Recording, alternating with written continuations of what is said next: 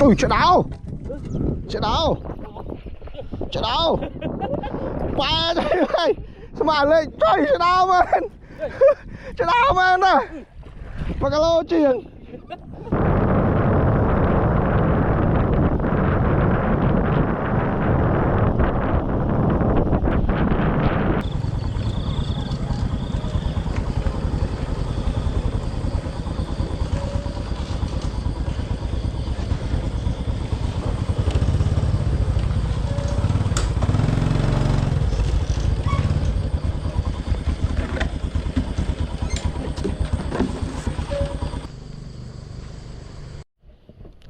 Trên đâm na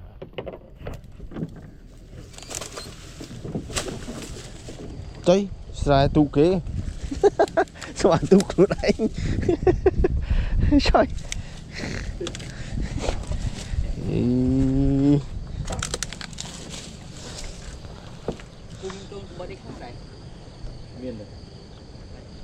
về vậy vậy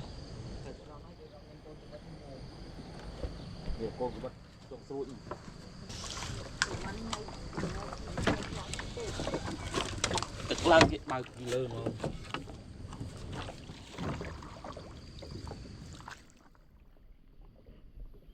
gì nông tham mấy mến ơi tranh tiêm tranh nhá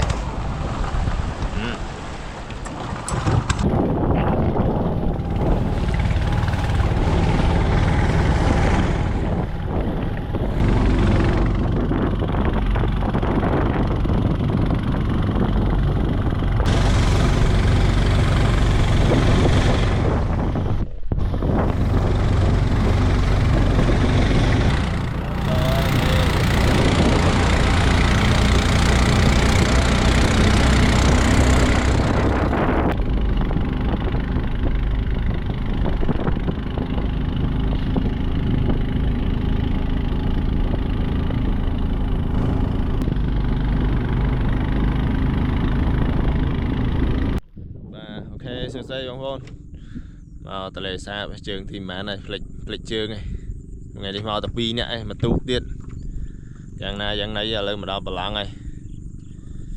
bờ lăng xạ mơ bờ lăng này sân tam phơi bài phơi trâu lên sân để cho một lần tập họ là ngõ cái đi trời nó phải làm hai tiền nó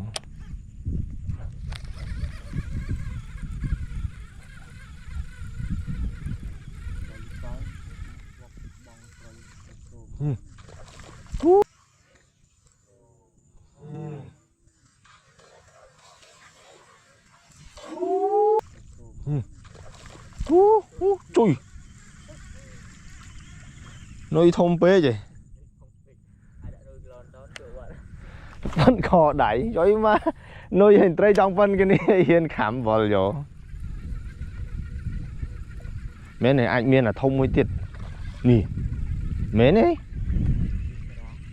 thì pra ấy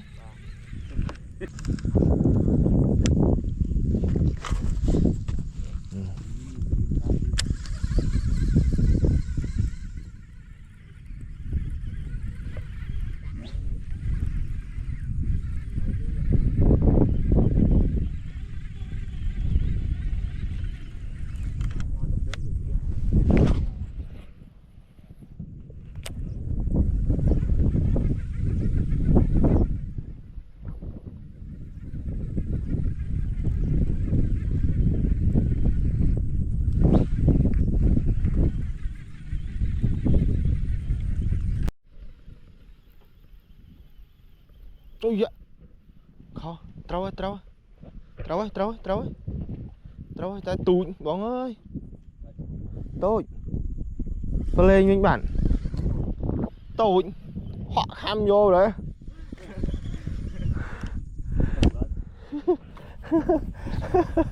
thân kho đáy lên mỏ tiền vô rồi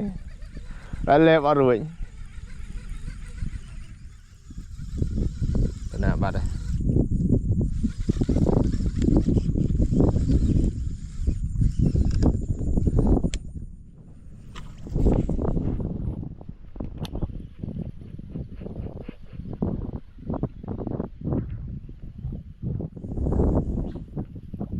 lên bà rúi tàu bạt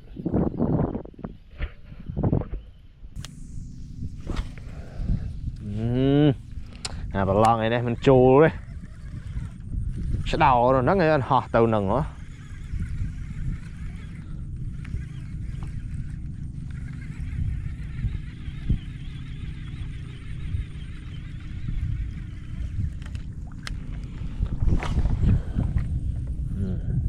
về trâu khẩu tiền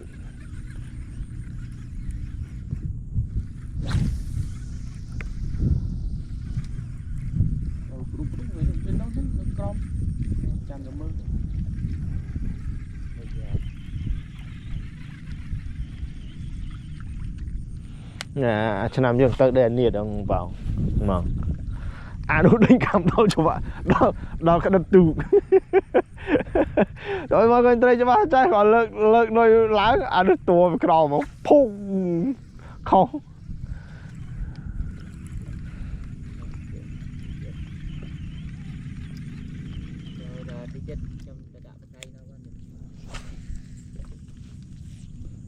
đó là thầy xa đó là toàn trâu mà bà lăng đó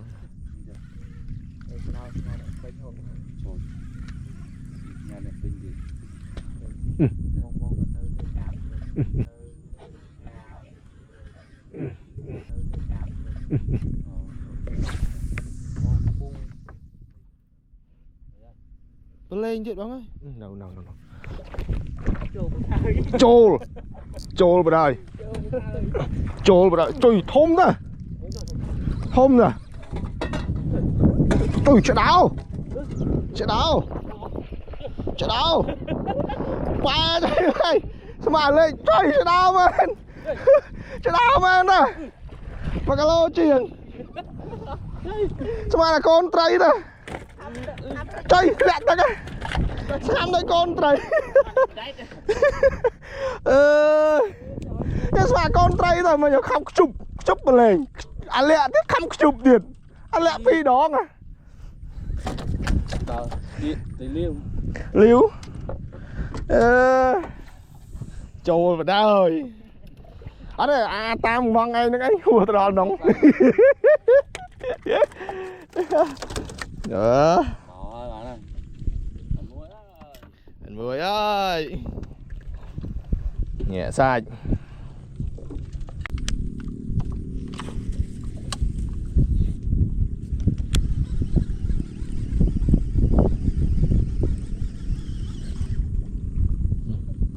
kham mến à con trai kham mến nhỉ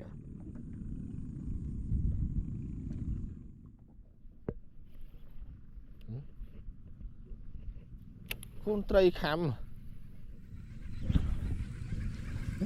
mà khăm prào đồ đã con plai cúp mũi tiếng lời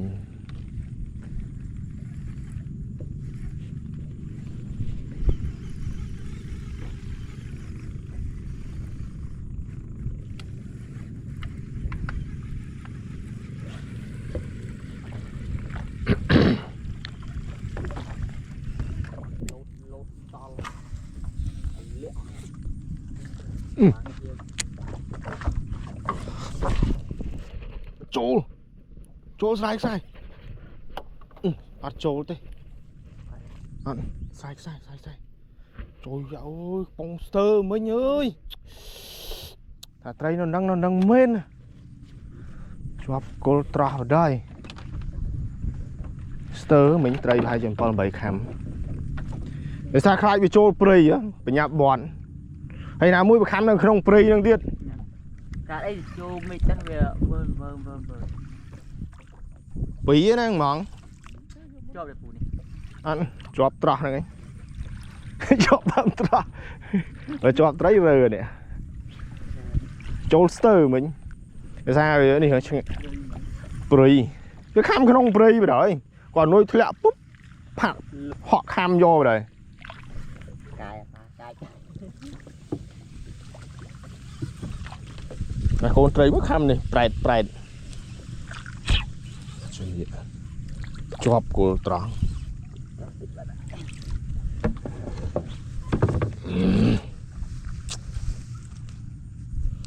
sẽ đào này nắng là nàng mền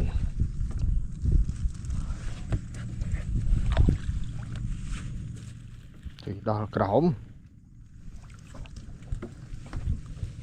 cái khám mà anh trông nó họ trình bìa cô từ kia đang màu rào chứ đâu rồi nó đi khám buông chỗ cô chơi vào đấy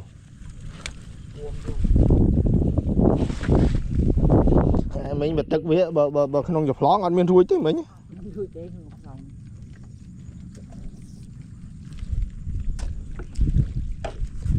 bong su su nhìn mong trống nè trời ơi sập linh nuôi nó gặp ảo đấy trời đó nè khơi nhận trời ơi này khám trôi cul đấy đó là trôi từ hàm lòng tụ ấy nè nè con trai mê trai âu trai me trai ấy vô mà tao hả rồi để vô ban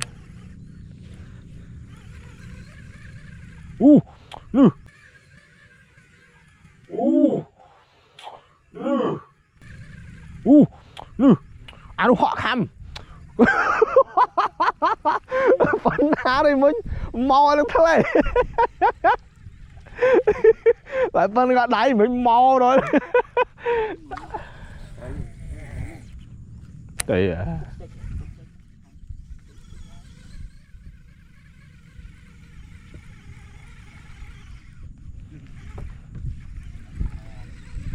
bà lê nhá mình nấu tiền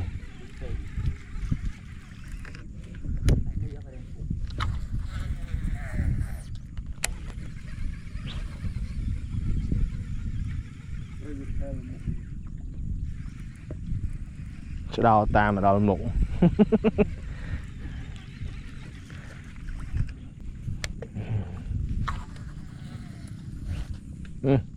cho prey đi ra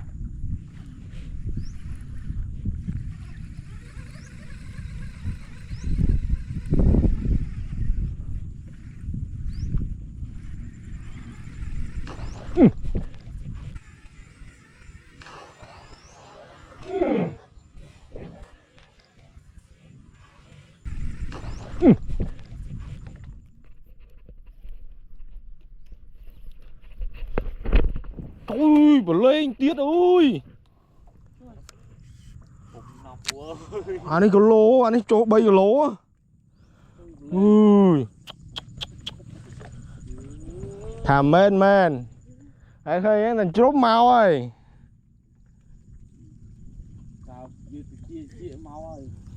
trời mày thôi à tới đây nè mà nó không rút mà một cái đuôi vậy á trời mà khôi ở pi bà đây khôi ở pi bà đó nhỏ đây là tạt bà đó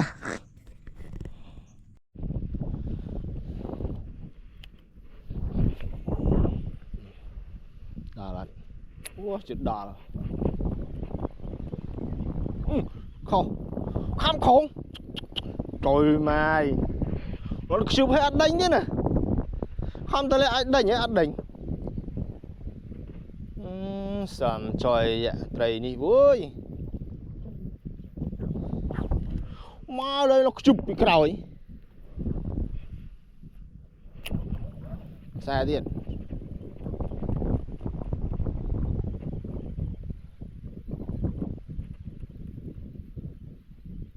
không tới lại ai kham mấy nó cả mình anh ngon họ ấy nè ăn khảm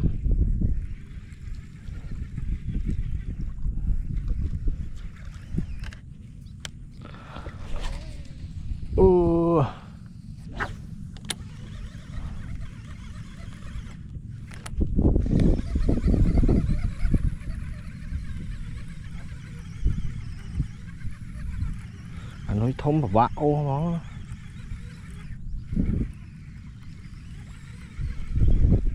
đây mấy chỗ là lô đấy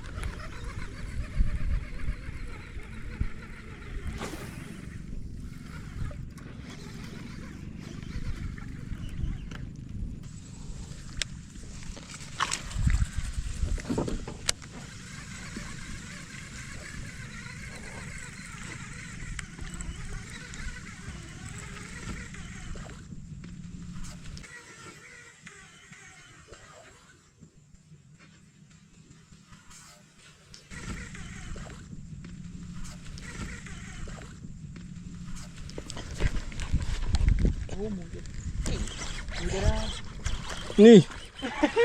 chơi đi rồi ôi mày đánh vào thôi lô đi rồi trời mày ơi mà cái lỗ cái bạn đi tao họ mau thôi lô bị cốm nữa đánh tao mau vó lúc trời ạ ăn đây rồi mà hay nuôi tung quanh đây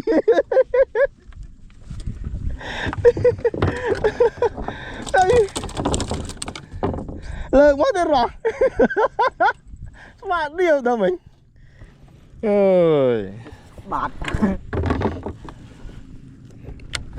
gục mà xá nữa nghe quả ốc mắng trôi vào đây anh ấy lên lươn thằng mù rầy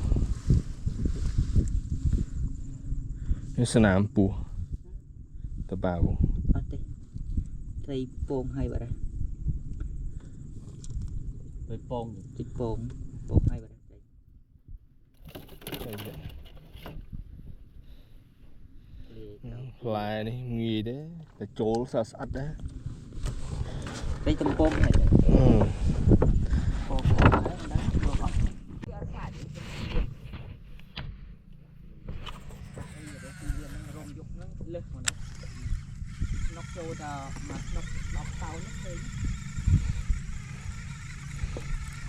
bọc lôi cái đó vừa tha mà tết đồ một là hột rồi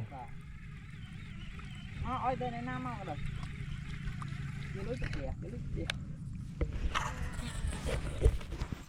cái đắng cái chạm bán đọ trên microp khăn vào đây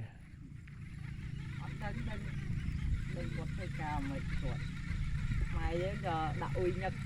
lọc thiếu và cả đấy dưới đã van vào rồi lưỡi mình thấy rồi đã lọc mặt năm rồi hơi lâu lên chụp đọc mát chiều mà đập bốn lọc nắng cái bên mặt phu lên phu của phu đã con trấy đó nghe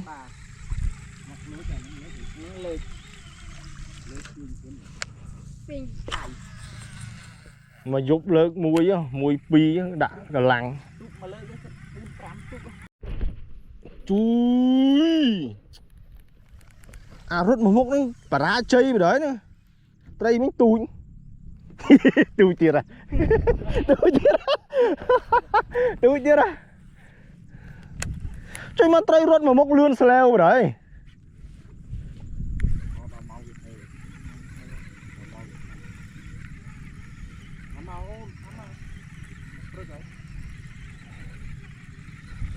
anh mau mục nó vù vô là hốt ắt lép nuôi nó ắt đại snap không mình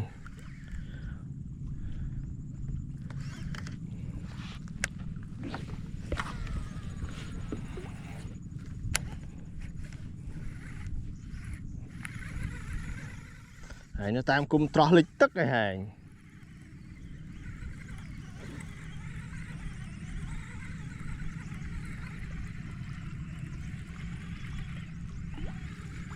xây cái luộn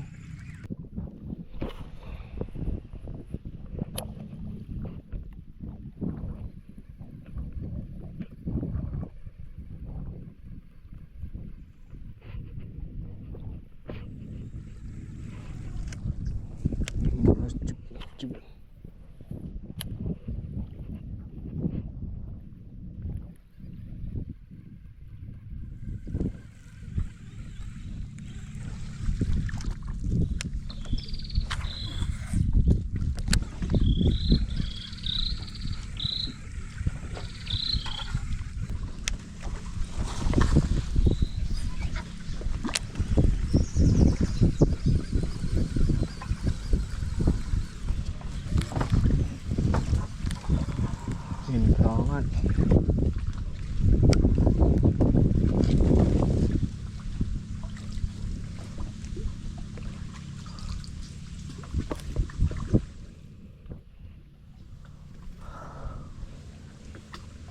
Đá này. Chơi gì? Chơi. Rồi lại tức khơi nhỉ. Tức khơi nhỉ. Em cho qua tao đón hốt rồi.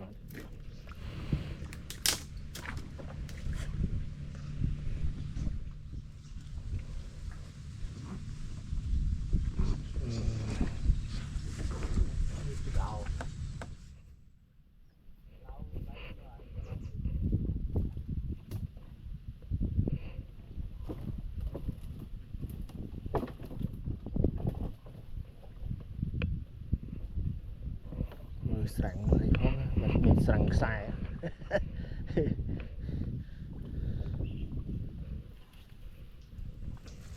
sẵn sai đó tầm mũi cục mòn này đàn cái vô không sợ mình lại gió không sao nó không mùng mình lại gió mình lại bằng nhưng ngày nó sẽ nọ là một con na này nữa mà chia mới đừng vậy nè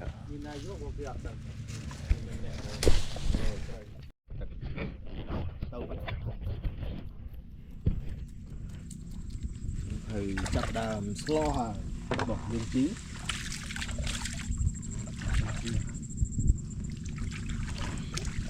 này làm tận thấy hai lâu ấy thể bàn mùi ngào chuột đây anh ấy muốn là đúng mà hai mà cả lô đấy phở nét ngay tao ở dưới vùng hướng là về nghề hái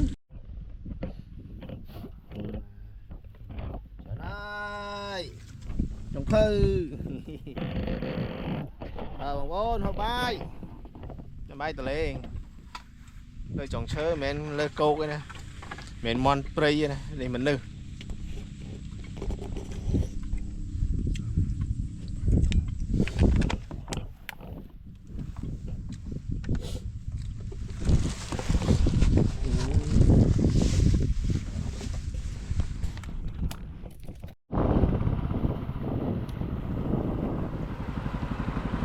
thu xuống á nhiều mà em chụp đằng à bỏ lóng sát đôi cá tay tay ăn cam sát đi sát lên bỏ lóng ấy mà miền là tụ anh muốn strike mà miền na chơi lưới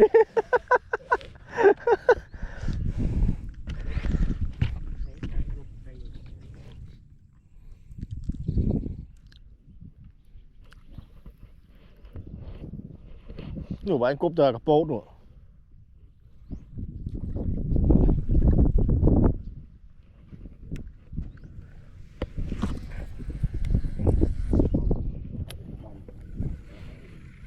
gì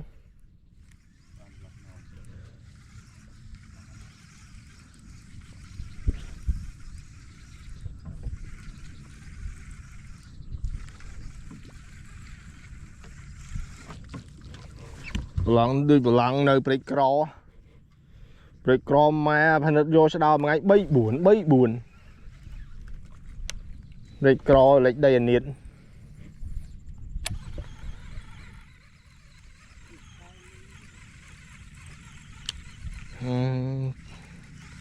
cầm pool nè lê nhỉ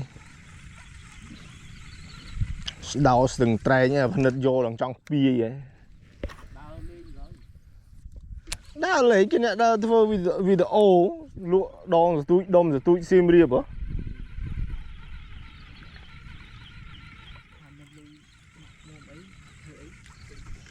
tụ muôi về chua đạch chi mà lên nó break crawl mà lên nó đây là nhiệt những cái mau tại những cái mau pì nhé bầy nhé tụ muôi tụ pi mà đó đây là nhiệt về chua tụ chi mà nè muôi đau bảo bọn đừng ấy thầm bán mà chương sam sai một cái ba phi cái ba chủ cái mau đi mà chương 260 cái ba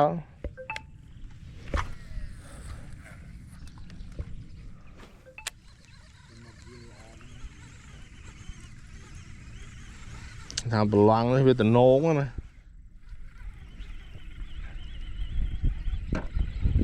nô mình tên món á.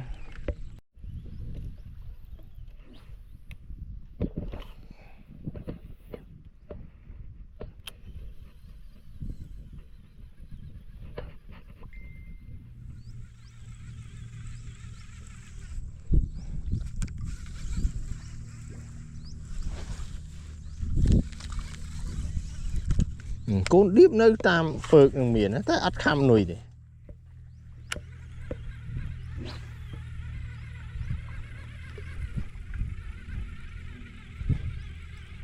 Châu prey.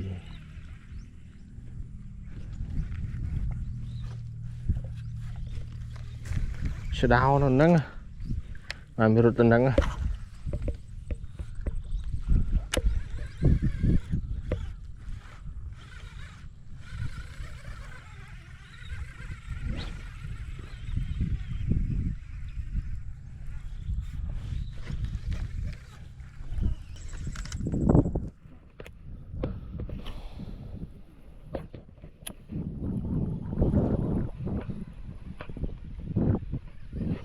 Lỏng miền Tây. Tại Tây ở miền nó không bằng lăng.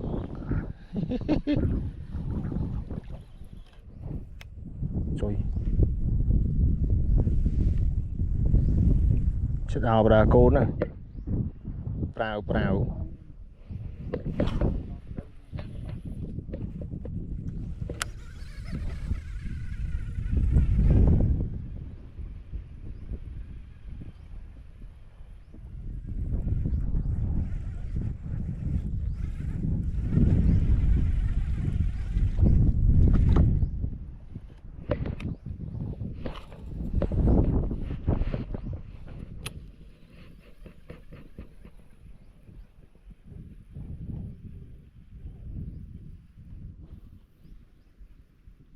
Cục nồi thốn mà.